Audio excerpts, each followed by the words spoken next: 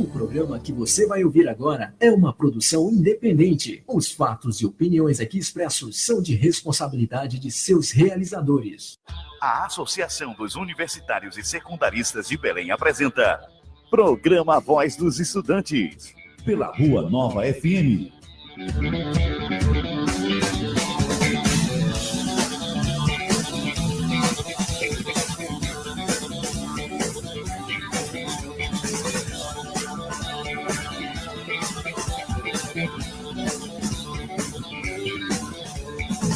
Quem foi que disse que amar é sofrer? Quem foi que disse que Deus é brasileiro? Que existe ordem e progresso enquanto a zona continua no Congresso? Quem foi que disse que a justiça nada mais não falha? Que se eu não for um bom menino, Deus vai castigar. Os dias passam lentos, aos meses seguem os aumentos. Cada dia eu levo um tiro e sai pela culatra. Eu não sou ministro, eu não sou magnata. Eu sou do povo, eu sou um Zé Ninguém. Aqui embaixo as leis são diferentes. Eu sou do povo, eu sou um Zé Ninguém. Aqui embaixo as leis são diferentes. Ei!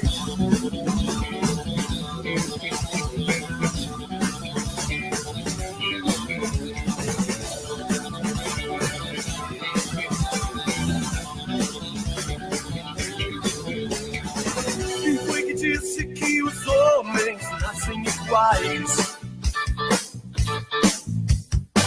Quem foi que disse que deputado não ganha mensalão?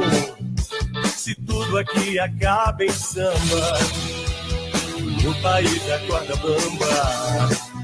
Querem me derrubar. Quem foi que disse que os homens não podem chorar? Todos os sábados, das 17 às 18 horas, você ouve Programa Voz dos Estudantes, um programa que tem o compromisso com a verdade e com a classe estudantil. Programa Voz dos Estudantes. Apresentação: Eric Lima.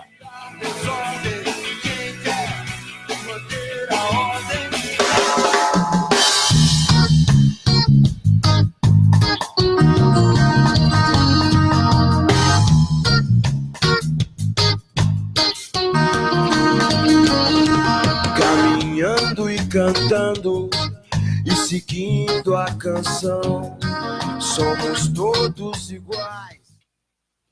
Olá, muito boa tarde. Já estamos no ar com o programa A Voz dos Estudantes, aqui pelas ondas sonoras da 87,9.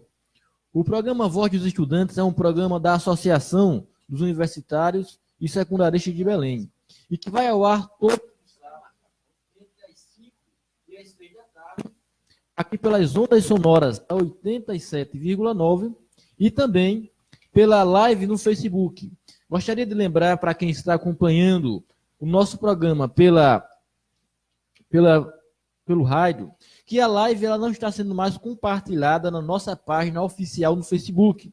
A live ela está sendo compartilhada na página oficial da ADECOM, da Nova Rua Nova FM. Então, se você quer assistir o nosso programa pelo Facebook, você tem que curtir a página da Nova Rua Nova FM e por lá vai nos acompanhar ao vivo. E por lá você vai participar conosco de todos os nossos debates e discussão.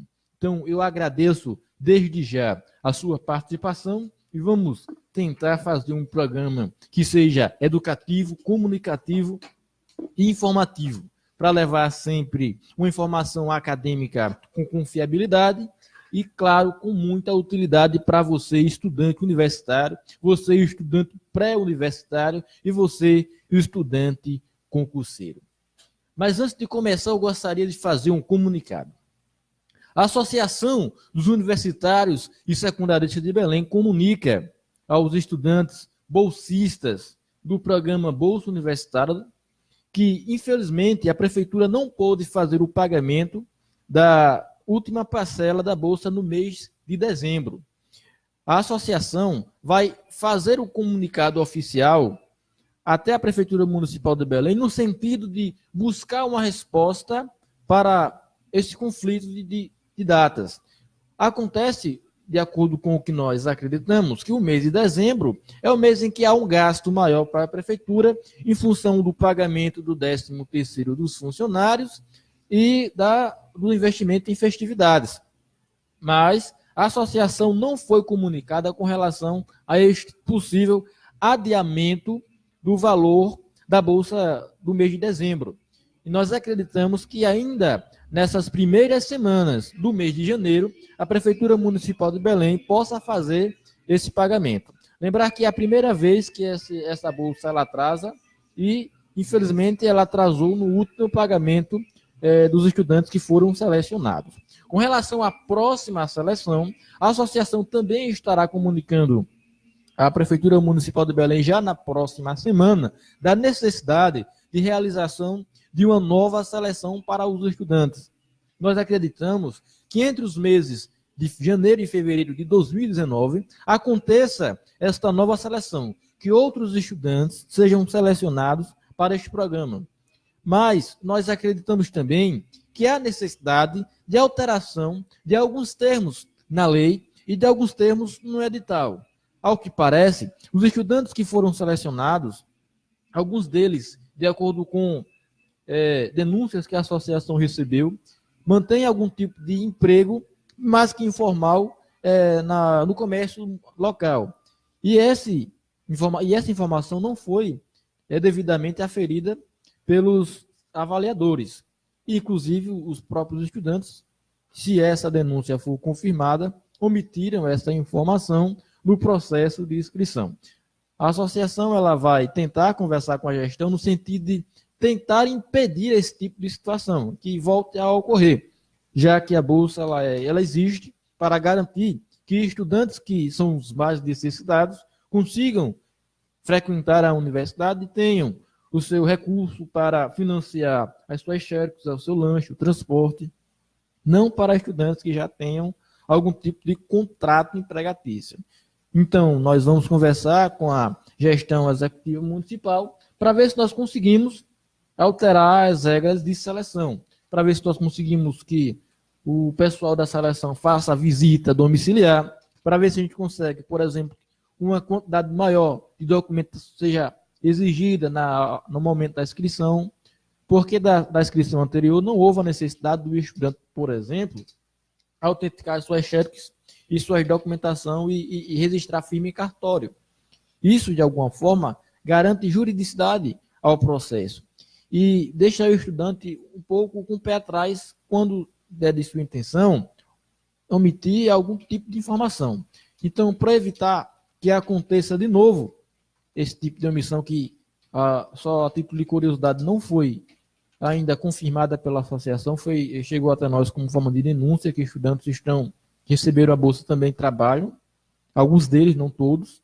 Então, nós vamos tentar evitar esse tipo de situação. Mas a associação ela vai também trabalhar para que uma nova seleção ela aconteça ainda do final do mês de janeiro para o início do mês de fevereiro.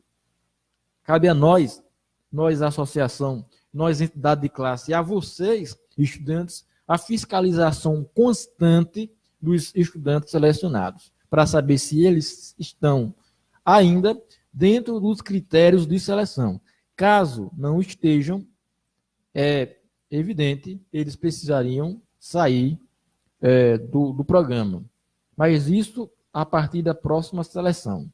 E aí também é uma ideia que acabou surgindo ao longo dos nossos debates, que os estudantes criassem comissões independentes para fazer essa fiscalização. Os estudantes que ficaram numa eventual lista de espera para tentar combater que esse tipo de coisa aconteça.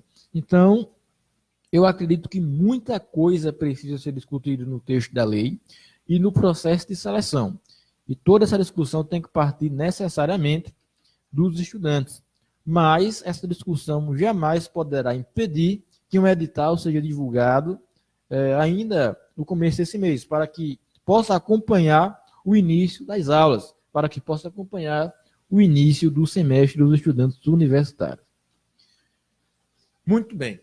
A gente continua com o programa falando um pouco mais de concursos públicos, falando um pouco mais de Enem, falando um pouco mais de vestibular. O ano está só começando, é ano novo. Deixa eu desejar para você um feliz ano novo. Esperamos que muito estudo esteja aí pela sua frente, muitas oportunidades de emprego surjam, muito material para você se qualificar apareçam, claro, todos esses materiais adquiridos licitamente, e que você consiga garantir e conquistar aquela sua vaga no mercado de trabalho para você que é concurseiro e aquela vaga na universidade para você que é estudante pré-universitário. O ano que você conseguir conquistar tudo isso é esse.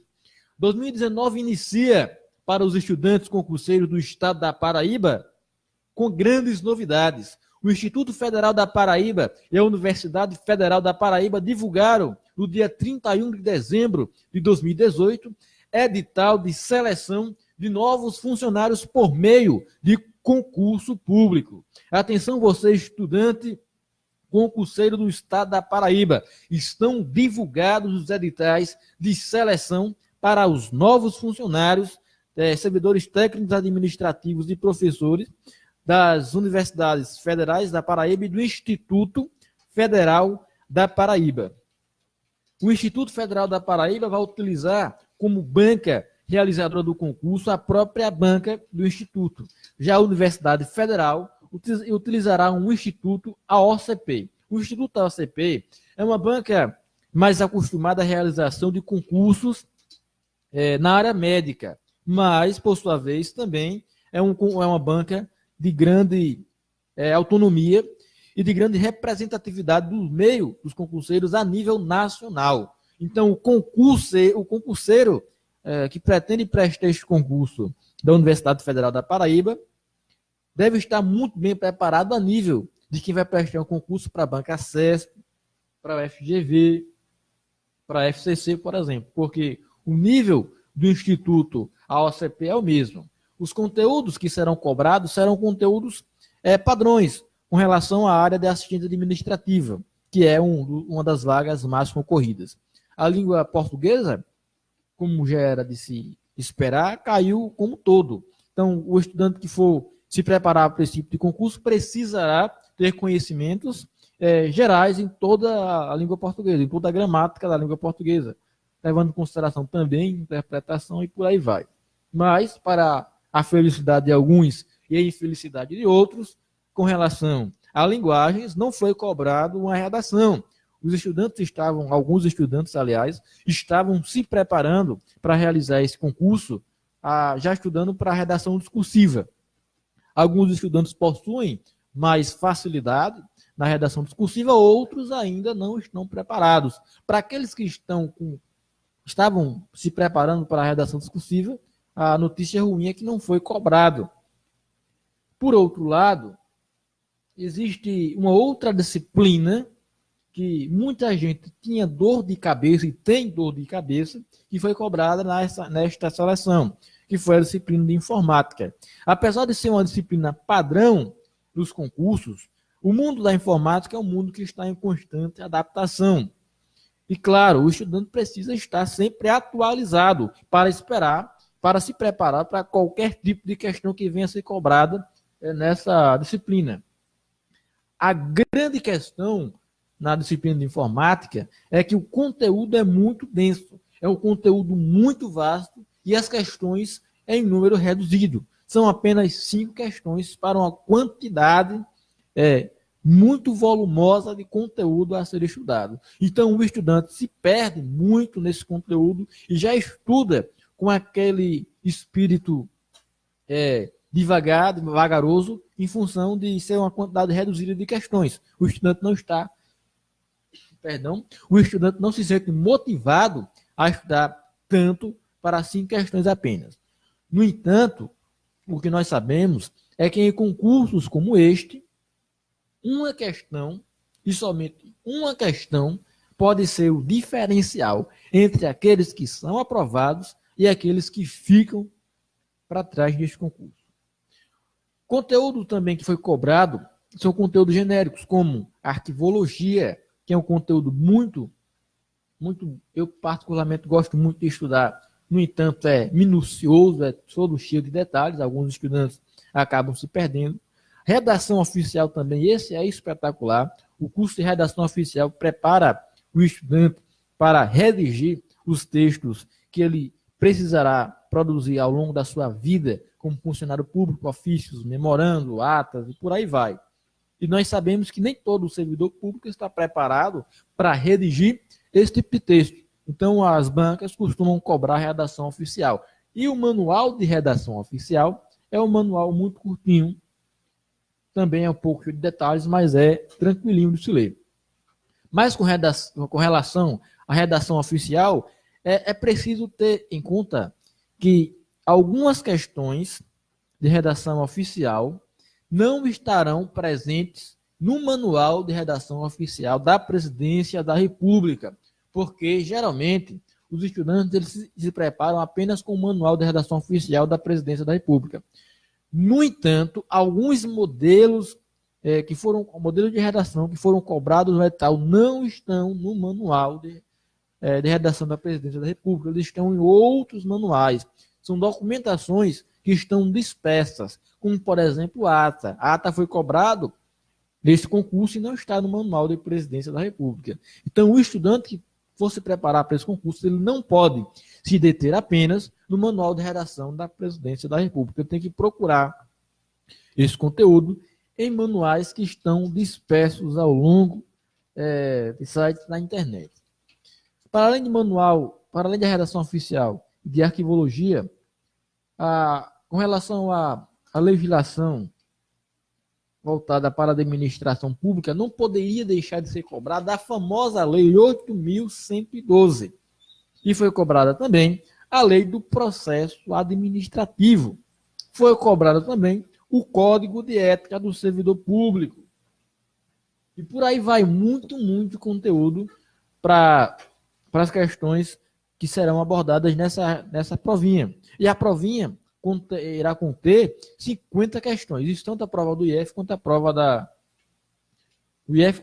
Universidade Federal. E uma observação merece ser feita: para o cargo de assistente administrativo, o conteúdo das duas instituições são conteúdos bastante similares. Então dá para o estudante se preparar para essas duas provas com alguma tranquilidade.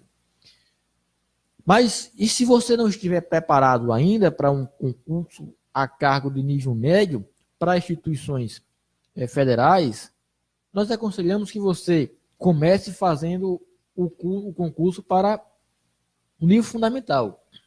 Apesar da quantidade de vagas ser bem mais reduzidas para o nível fundamental, mas, por exemplo, no Instituto Federal são 2 e na Universidade Federal é apenas 1. Mas é interessante você começar por aí, para você que é concurseiro novato, para se adaptar a como é a realização de uma prova de concurso. Porque uma coisa é você estar na frente do seu computador, na frente do seu tablet, fazendo uma leitura de um PDF, assistindo uma videoaula, resolvendo uma questão, e outra coisa muito diferente é você sentar em uma cadeira de um concurso, ao lado de vários outros concorrentes, e você sentir aquela pressão do horário e da necessidade de resolução de questões no cru, no seco. Isso acaba por desabar muita gente mesmo se perde na hora de fazer esse tipo de realizar esse tipo de prova, porque não está se preparado para a pressão na hora do concurso. Então, você que é concurseiro novato, o nosso conselho é que você comece fazendo concurso para nível fundamental. Com relação à metodologia de estudo, varia muito de candidato para candidato. Eu, particularmente, prefiro assistir videoaulas. Monto meu cronogramazinho de estudos a partir de cursos que eu vou encontrando na internet. O YouTube, por exemplo, é um canal excepcional para cursos gratuitos. Muitas plataformas confiáveis, com conteúdos interessantes e muito úteis, são possíveis de serem encontradas no YouTube.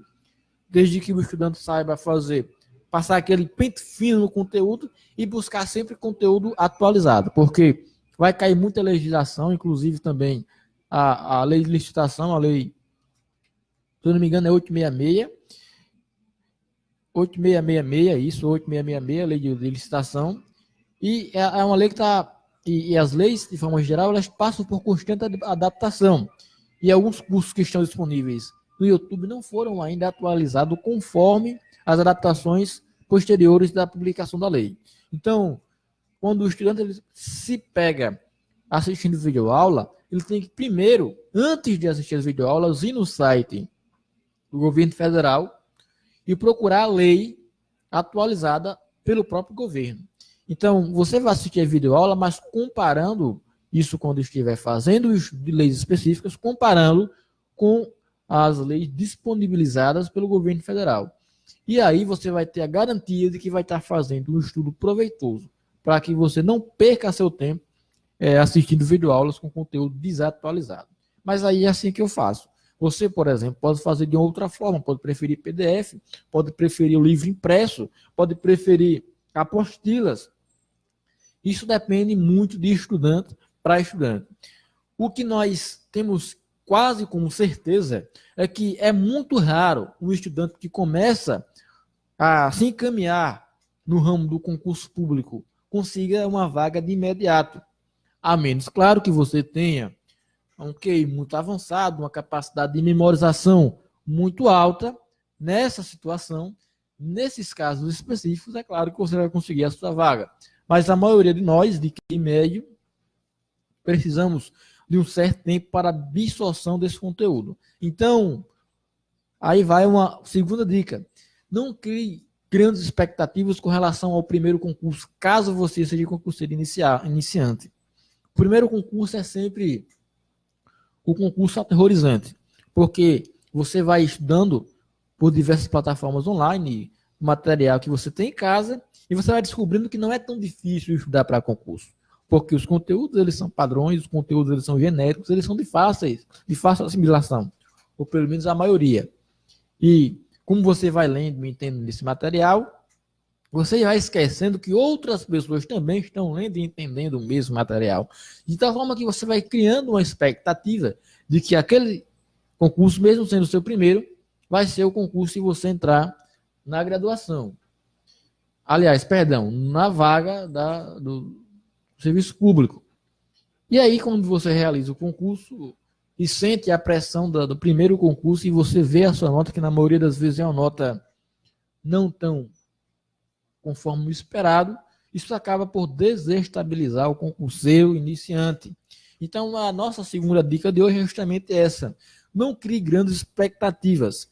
Vá na maciota, se você é um concurseiro iniciante. Vai estudando, sabendo que muita gente, antes de você, começou a estudar 4, 5 anos. Eu lembro, inclusive, de estudantes que já disseram, em grupos de WhatsApp, em grupos de Facebook, que já conseguiram estudar todo o conteúdo disponibilizado no edital. O edital foi disponibilizado há menos de uma semana. E muita gente já tentou desse material, já vem estudando esse material há muito tempo. Então, esse pessoal, evidentemente, já está na frente de quem vai começar a estudar agora. Isso, claro, não quer dizer que eles vão conseguir uma vaga e você não.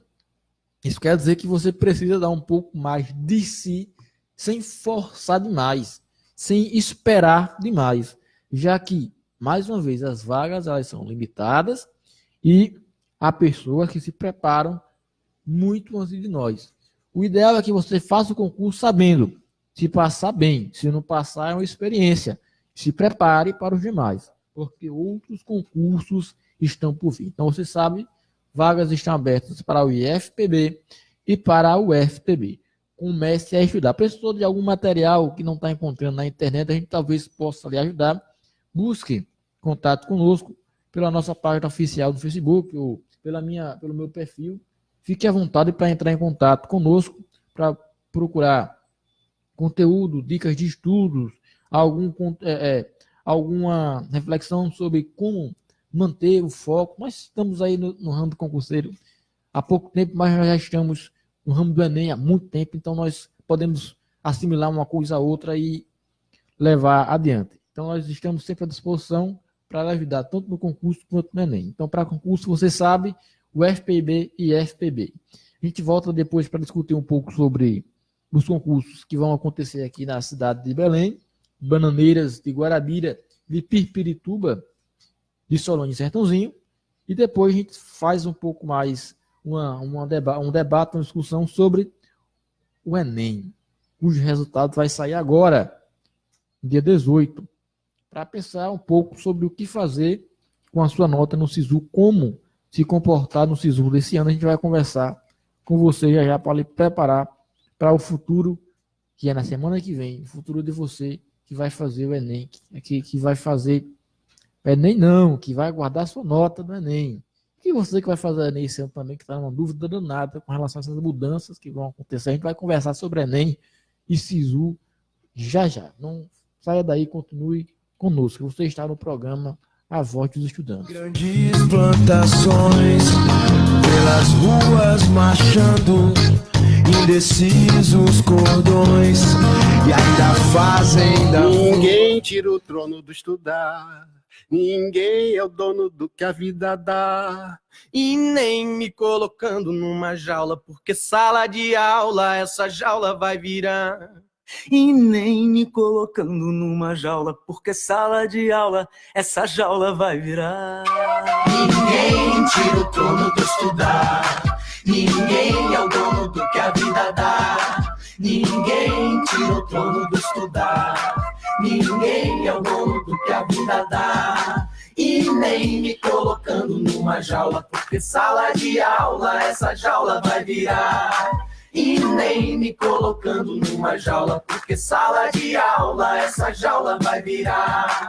A vida deu muitos anos de estrutura do humano à procura do que Deus não respondeu. Deu a história, a ciência, a arquitetura, deu a arte, deu a cura e a cultura pra quem leu.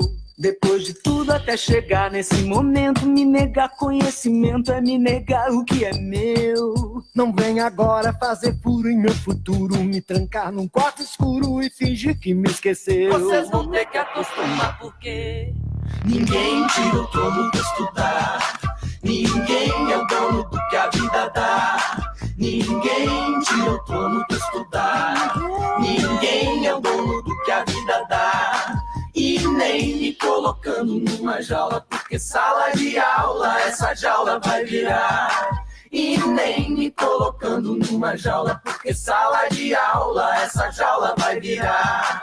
E tem que honrar e se orgulhar do trono mesmo, e perder o sono mesmo pra lutar pelo que é seu.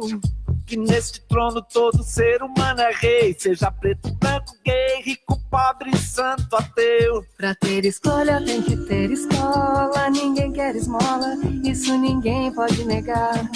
Nem a lei, nem estado, nem turista, nem palácio, nem artista, nem polícia militar. Vocês vão ter que me encolher, se entregar porque ninguém tira o trono do estudar, ninguém é o dono do que a vida dá. Ninguém tira o trono do estudar, ninguém é o dono do que a vida dá. E nem me colocando numa jaula, porque sala de aula essa jaula vai virar.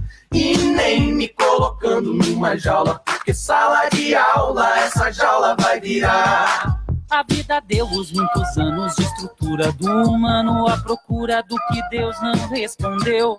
Deu a história, a ciência, a arquitetura, deu a arte, deu a cura e a cultura pra quem leu. Depois de tudo até chegar neste momento, me negar conhecimento é me negar o que é meu. Não vem agora fazer furo em meu futuro, me trancar num quarto escuro e fingir que me esqueceu. Vocês vão ter que acostumar porque ninguém tira o trono do estudar, ninguém é o dono do que a vida dá. Ninguém tira o trono do estudar, ninguém é o dono do que a vida dá. E nem me colocando numa jaula, porque sala de aula essa jaula vai virar. E nem me colocando numa jaula, porque sala de aula essa jaula vai virar. E tem que honrar e se orgulhar do trono mesmo, e perder o sono mesmo pra lutar pelo que é seu. Que neste trono todo ser humano é rei, seja preto, branco, gay, rico, pobre, santo, ateu. Pra ter escolha tem que ter escola, ninguém quer esmola, isso ninguém pode negar. Nem a lei, nem Estado, nem turista, nem palácio, nem artista, nem polícia militar. Vocês vão ter que engolir, se entregar porque Ninguém tira o trono do estudar. Ninguém é o dono do que a vida dá. Ninguém tira o trono do estudar. Ninguém é o dono do que a vida dá. E nem me colocando numa jaula, porque sala de aula essa jaula vai virar. E nem me colocando numa jaula, porque sala de aula essa jaula vai virar. Ninguém tira o trono do estudar.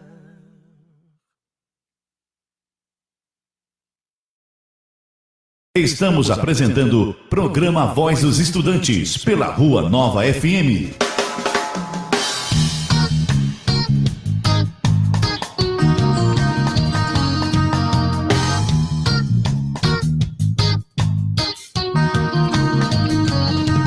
Caminhando e cantando e seguindo a canção, somos todos iguais, braços dados ou não, nas escolas, nas ruas, campos, construções, caminhando e cantando. Muito bem, retornamos agora com o programa Voz dos Estudantes para falar sobre o Exame Nacional do Ensino Médio. Mas antes, deixa eu agradecer aqui a presença dos nossos companheiros Wagner e Jordi, que chegaram agora e vão participar conosco do programa, estão mandando as suas energias positivas para a construção cada vez mais viva e interessante do programa Voz dos Estudantes. Novamente, parabéns a Wagner, ele vai começar esse período na UEPB com muito orgulho e fé. A gente não sabe se vamos parabenizá-lo, vamos desejar aí nossas infelicidades para ele, porque é o EPB, jovem, é o EPB. Muito sofrimento virá na sua frente. Mas aí deixa eu agradecer também a audiência do Epitácio Farias, que está parabenizando aqui pelas informações via Facebook, e a Judite Silva, que está parabenizando a artista fofa aqui, que é a Daiane, a namorada de Bruno, que está ali também. Ela está ali, ficando rosinha, nos seus bochechinhas rosinhas de vergonhinha. Mas fala, diga oi, Daiane, diga oi, coleguinha. Ela não quer dizer. Olha, mas aí, tá ao vivo. Você está ao vivo, viu? Vencer a briga nos computadores e responder ela. Muito bem. Desculpa, Judite. Judite, aí, muito obrigado pela sua audiência via live no Facebook. Só para avisar de novo, se você quiser nos acompanhar pelo Facebook, nós não estamos online na página da associação. Nós estamos online na página da ADECOM, da Nova Rua Nova FM, certo? Muito bem. Vamos falar do Exame Nacional de Ensino Médio. Enem. Hashtag medo. O que é que está acontecendo com as medidas que estão sendo anunciadas pelo novo governo federal? Primeiro foi dito que o novo responsável pelo INEP não vai mais aceitar o Enem da lacração. Eu tentei entender o que é esse negócio, essa lacração. Fui pesquisar no Google, que nada era esse negócio de lacração que eles estavam falando, porque eu não entendi. Descobri que lacração é um termo que a gente usa, a juventude, né, de forma genérica, os jovens usam, né, quando eles querem chamar a atenção. Lacrei. Muito bem. E ao que parece, de acordo com o novo representante do INEP, o Enem, ele priorizava esse tipo de ato. O estudante, ele tinha que lacrar na prova. Bem, como é que esse cara tem acesso às redações, por exemplo, para dizer que os estudantes que recebem boas notas são os estudantes que lacram? Se você vê nos estudantes que recebem nota 1000, o que você observa com eles? Você observa uma ótima disposição da gramática, uma capacidade de organizar a informação do texto muito bem, uma capacidade de trazer fontes confiáveis para os seus textos. Mas, sim, Bruno? As anomalias não param por aí, porque só essa semana a gente teve uma entrevista cedida pelo filho de Bolsonaro, Eduardo Bolsonaro, onde ele disse que ele orienta os professores, sabe? Ele orienta professores do primeiro ano a não dar temas a respeito do feminismo na sala de aula e ainda pretende fazer um projeto de lei, segundo ele, que veta outras línguas a não ser o português. Então, você já está vendo uma reformulação meio que escabrosa do modelo de ensino que a gente está tendo e uma interpretação muito errada do que se deve ensinar e do que se tem ensinado na sala de aula. Porque a interpretação disso parece que eles doutrinam um aluno na sala de aula como se esse fosse o tema central de tudo. Mas, basicamente, num estudo histórico, você tem que analisar todas as áreas da sociedade onde você está estudando, todos esses acontecimentos que trouxeram mudanças sociais. E esse é o medo. O principal objeto de modificação social é a educação. E a educação está sendo, basicamente, como eu posso dizer, atacada. Suprimida. A questão que eu estou querendo levantar é que...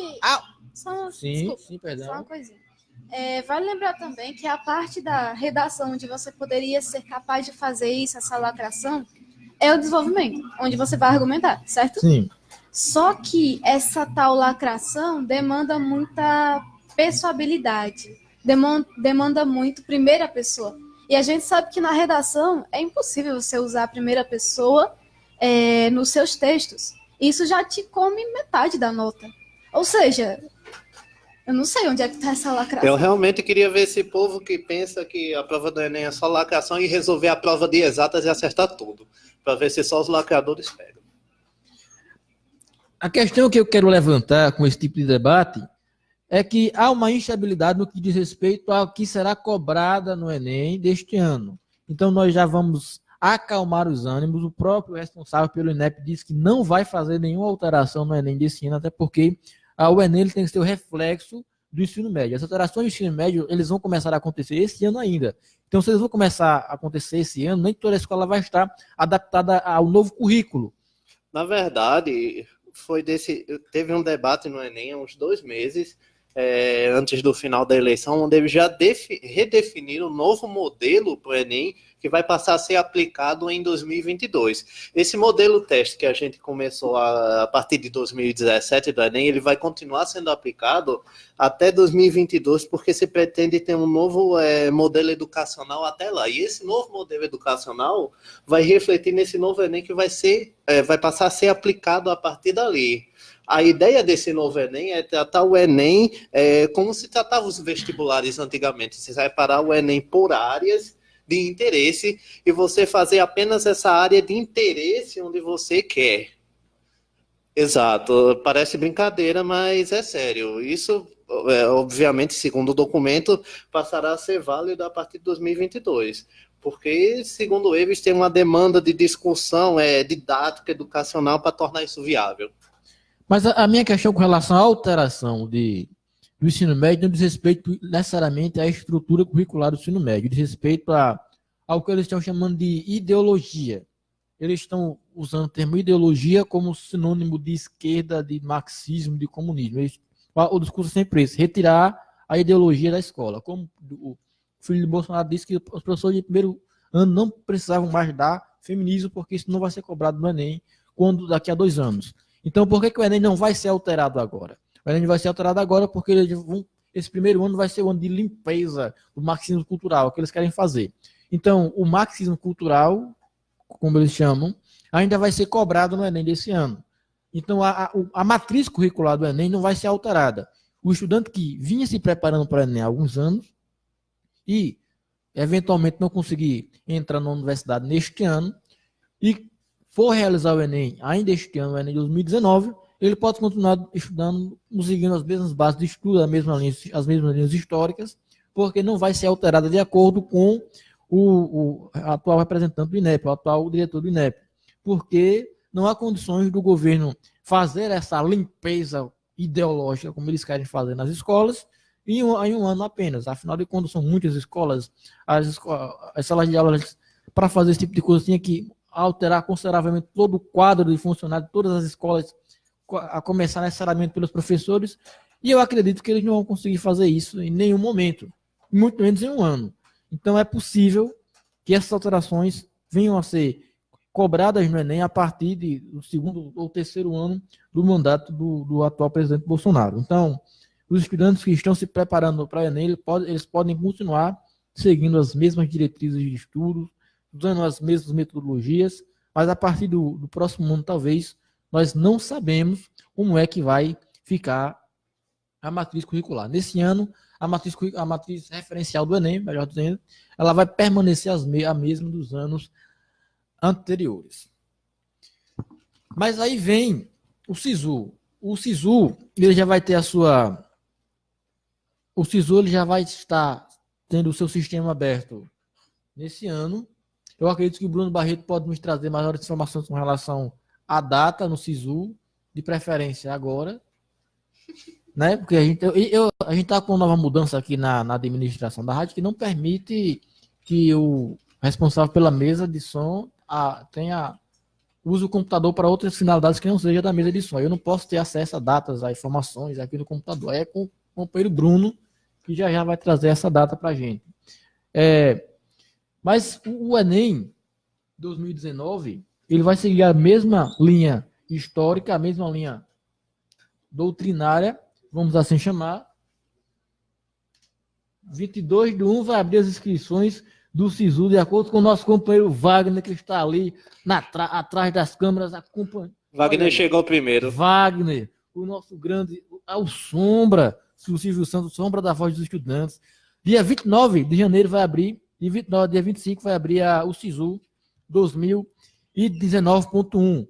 E tem uma informação. Jordi vai participar também, companheiro? Não, só com base no que vocês estão conversando, eu acabei aqui pensando o seguinte: eu acho que a tendência das próximas provas do Enem, eu acho que é diminuir o máximo esses textos, os quais você os chama, talvez de forma irônica, de comunista, para dar espaço àqueles autores mais liberais. Eu acredito que, apesar de ser algo bem escasso, até pode ser dito isso nas provas do Enem, mas, por exemplo, em provas de história, por exemplo, enfim, de filosofia, eu acredito que vai ser bem presente, um pensamento mais liberal, eu acredito que nas provas do Enem daqui para frente.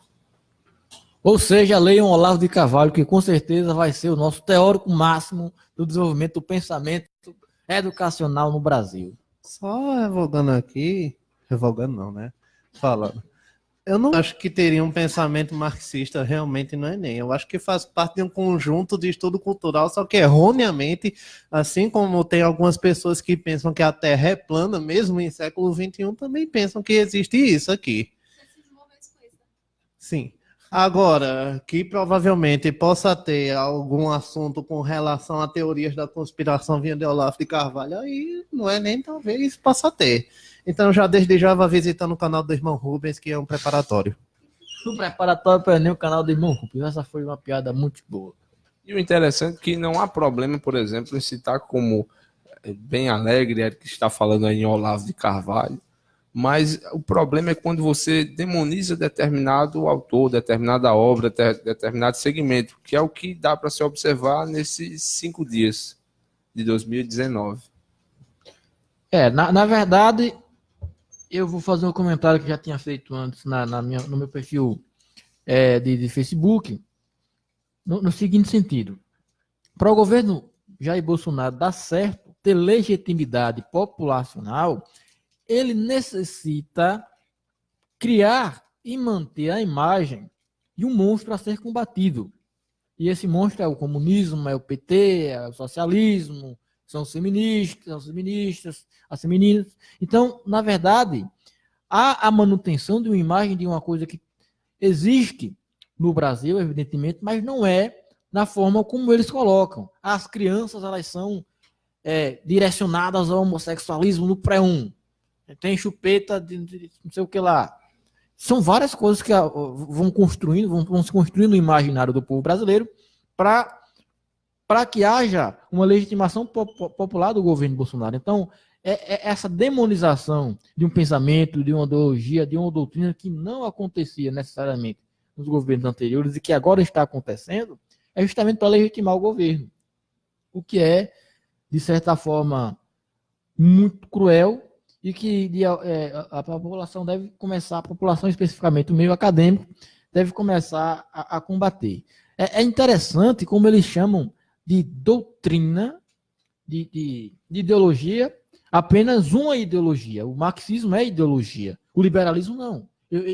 Eu lembro do Lorenzoni dizendo que vai tirar demitiu todos os funcionários com vertentes ideológicas. Então não vai chamar ninguém para trabalhar. Então ele pode se demitir, porque ele tem uma vertente ideológica, que é o liberalismo.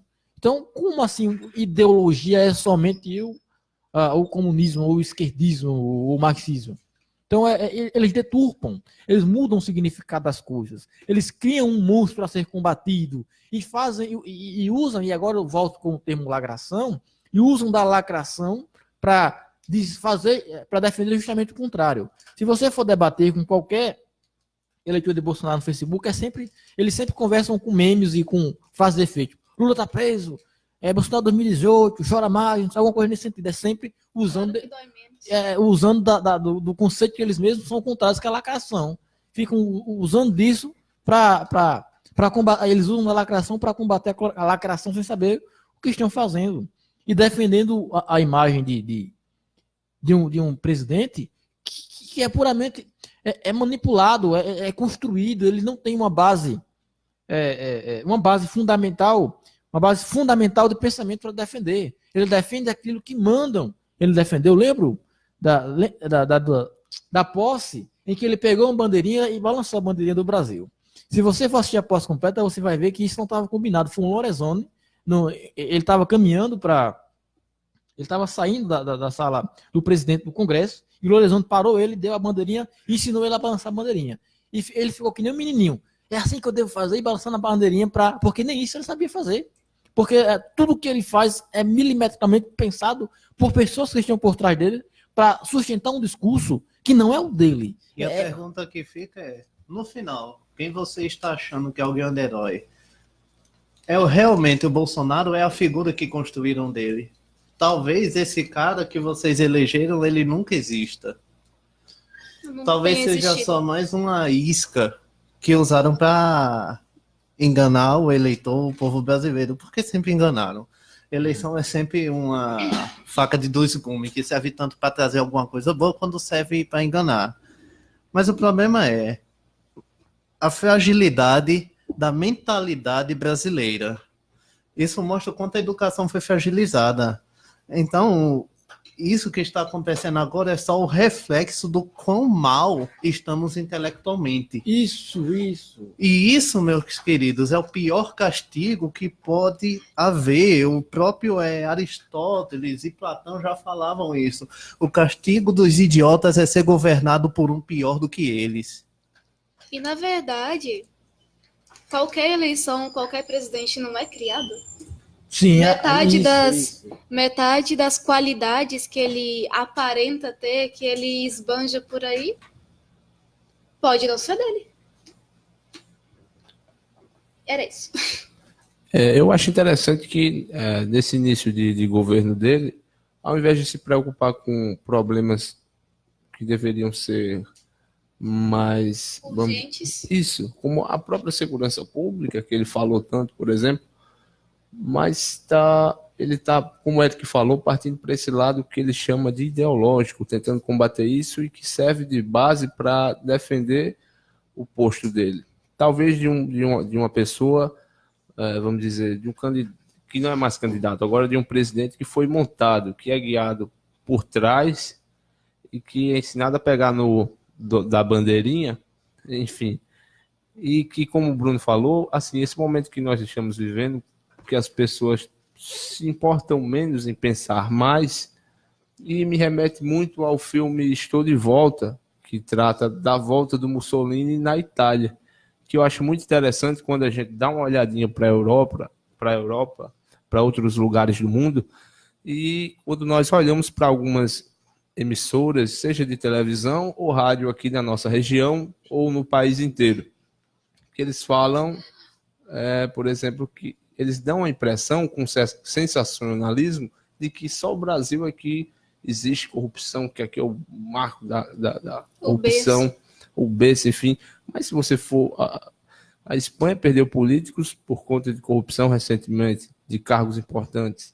A própria Itália nem se fala, é tanto que lá fizeram esse filme retratando uma volta do Mussolini, que inclusive na fala do Mussolini ele diz o seguinte, que os jovens italianos, e isso se aplica aqui aos brasileiros, pelo que nós podemos observar, é que eles idiotizam tudo, e quando se idiotiza tudo, usa-se como hoje de forma nova os memes, torna banal os assuntos, e é um terreno muito propício para quem quer se aproveitar de forma maliciosa, a qual nós podemos observar atualmente.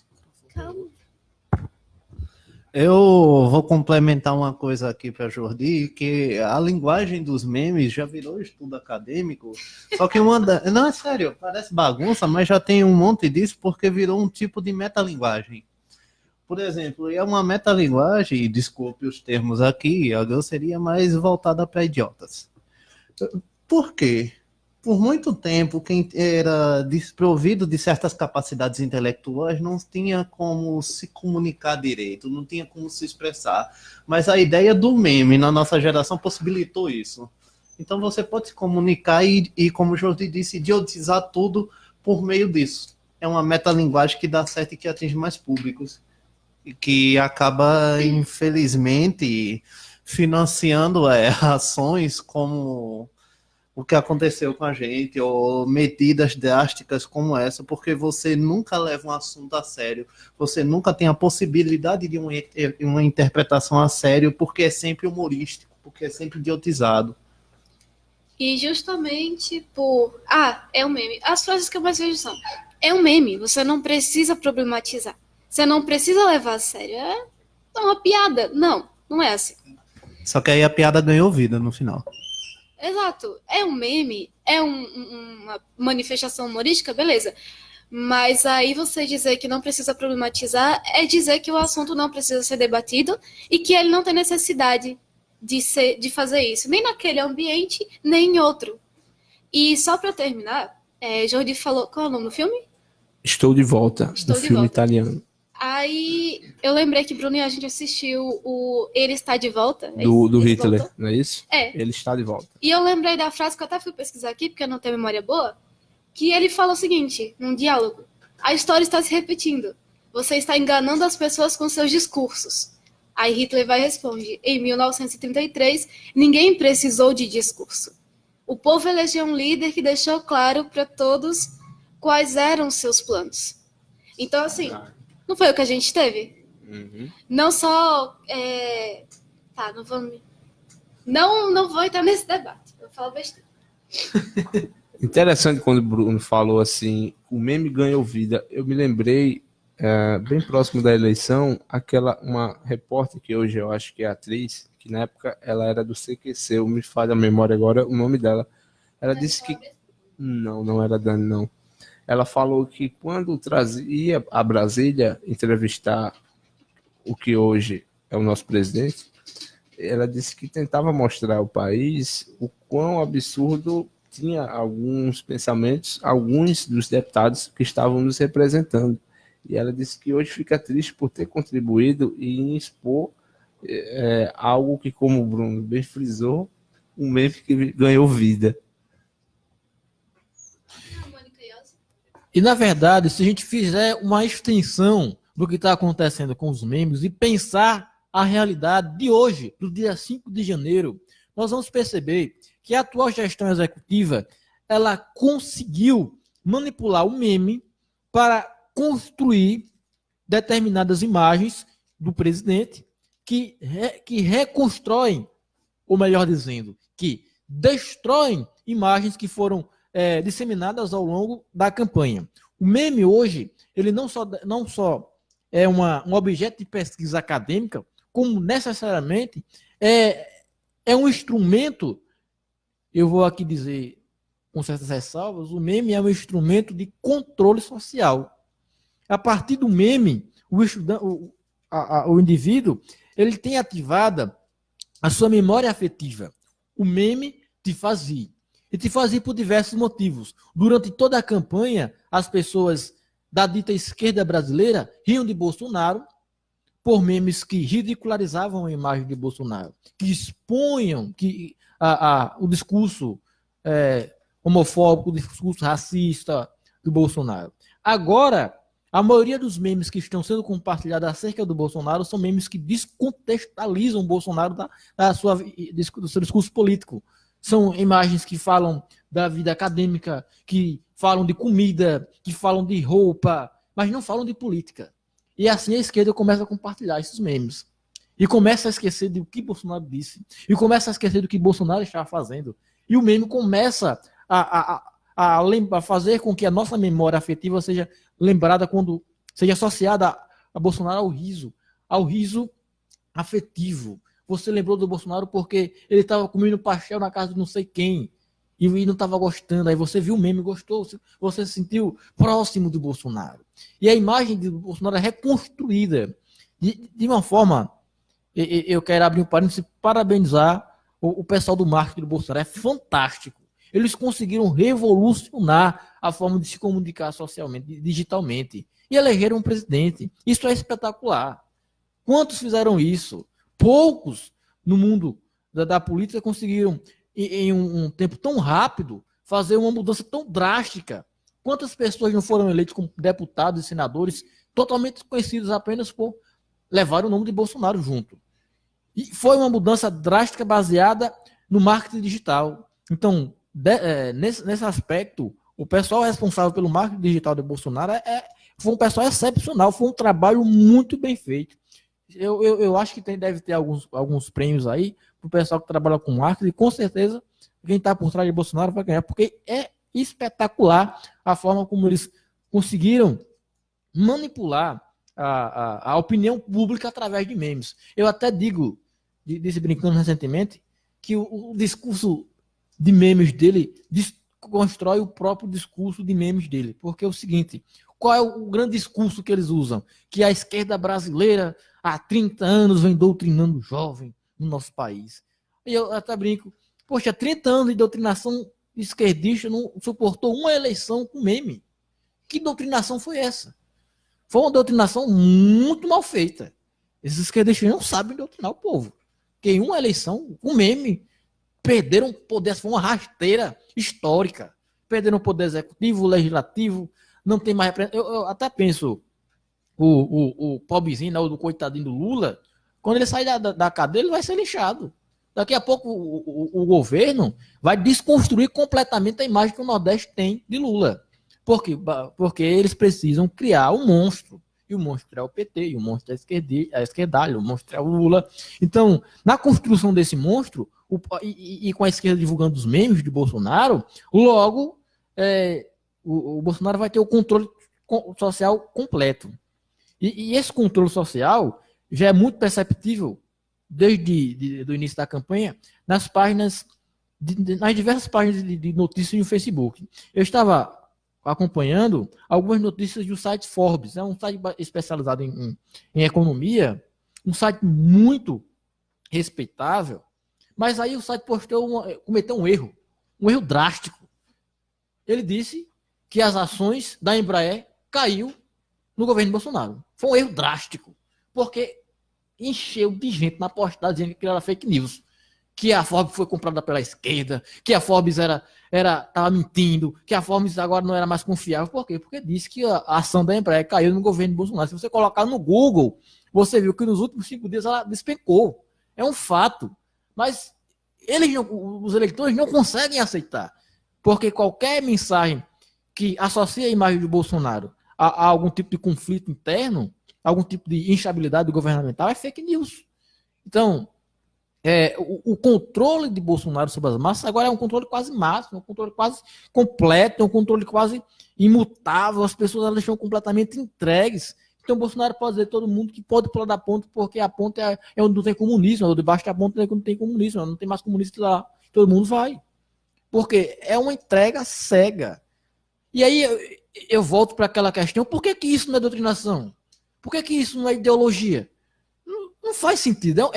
É o meme desconstruindo um meme. É um meme que é contra a ideologia, mas que é a própria ideologia. Aonde que isso faz sentido? Mas todo esse conflito elegeu um presidente.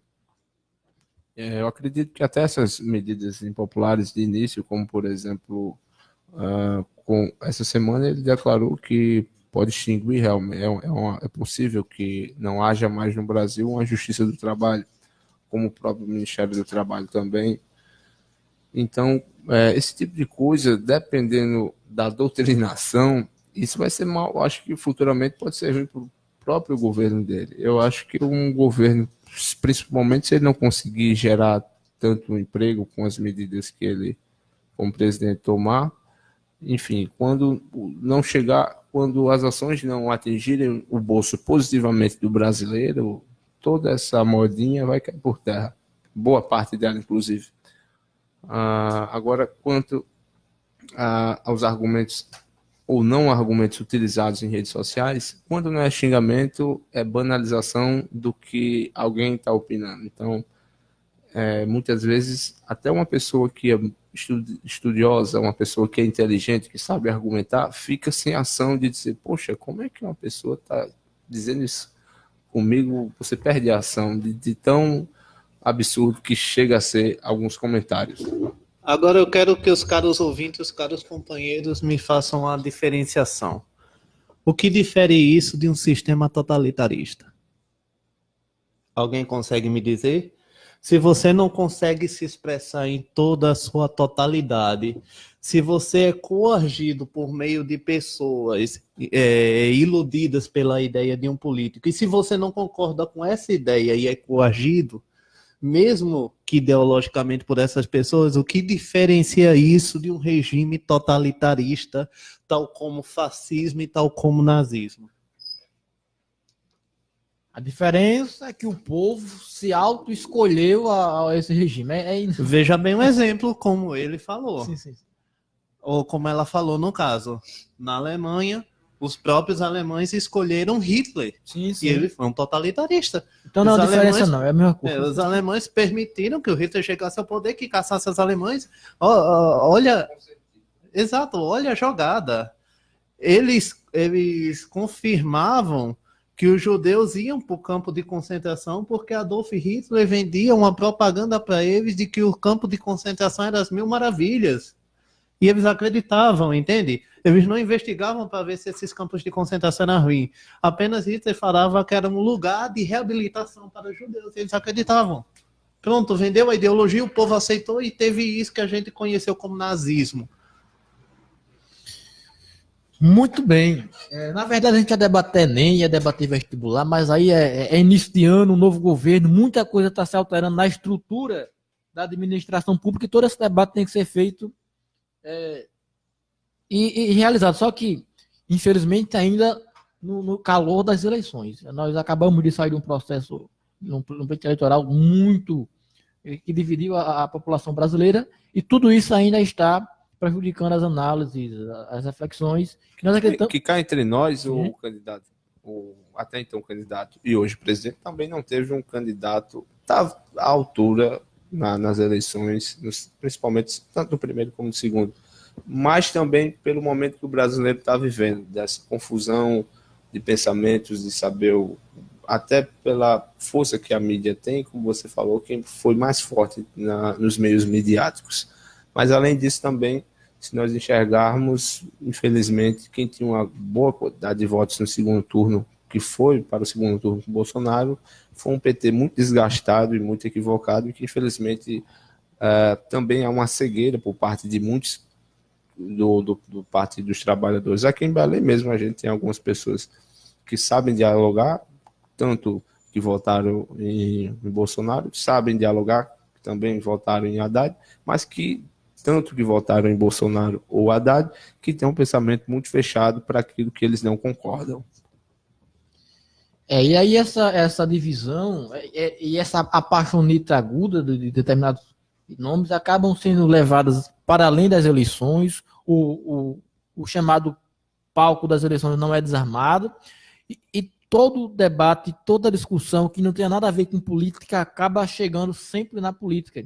E é um debate preconceituoso, é um debate sem leitura prévia, e é sempre um debate de acusação, um indivíduo acusando o outro. Isso é extremamente prejudicial. Eu pessoalmente acredito que no momento que nós estamos vivenciando um período de 13 anos de governo do PT, nós precisávamos sim de uma renovação, nós precisávamos sim de alguém com uma ideia diferente. Eu não queria que fosse alguém com uma ideia tão radical como a de Bolsonaro, mas isso facilita muito, aliás, isso ajuda muito a democracia no sentido de que nós possamos entender que há, até hoje, a comunicação de ideias opostas, elas conversam e uma sucede a outra. Nós esperamos.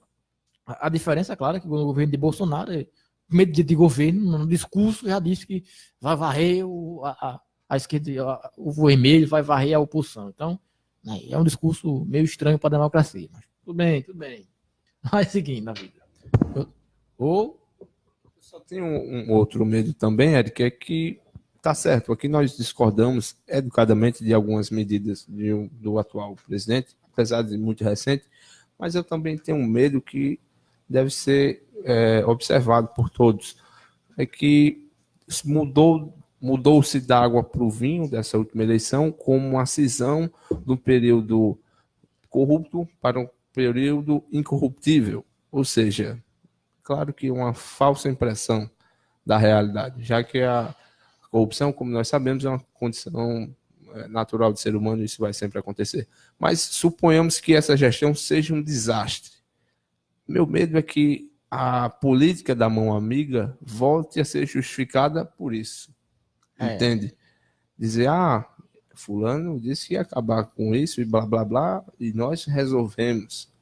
Vamos fazer mais um petrolão, e aí nos querem, e etc. Há esse medo também. Claro que não explicitamente ninguém vai dizer que vai fazer um Caixa 2, um petrolão, enfim, de vários escândalos que nós tivemos, mas é nesse sentido, de dizer, o incorruptível não dá certo, então vamos para a mão amiga aqui que a gente resolve. O futuro é tenebroso. E aí alguns amigos querem fazer algum comentário, o companheiro Wagner ali está quase dormindo. Muito bem, Wagner, agradecemos mais uma vez a sua presença, que está sempre ali por trás de todo mundo. Em pleno ano de 2019, com a gestão bem diferente, o cara anda com a camisa vermelha e barba grande.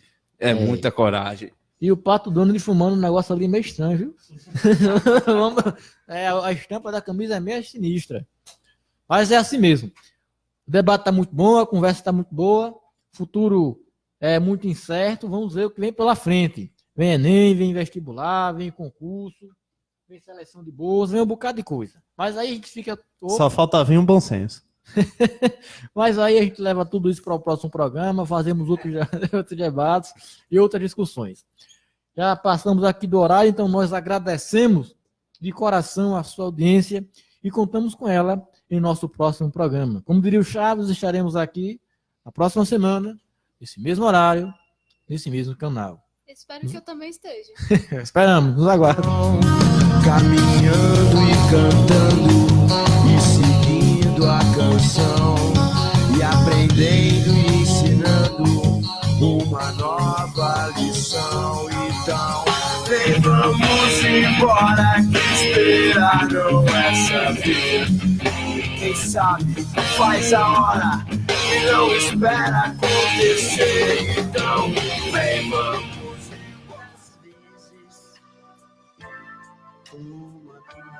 Você acabou de ouvir Programa Voz dos Estudantes. Agradecemos a sua audiência e contamos com ela em nosso próximo programa. Desejamos a todos uma ótima noite. Boa noite, meus amigos. Boa noite, vizinhança.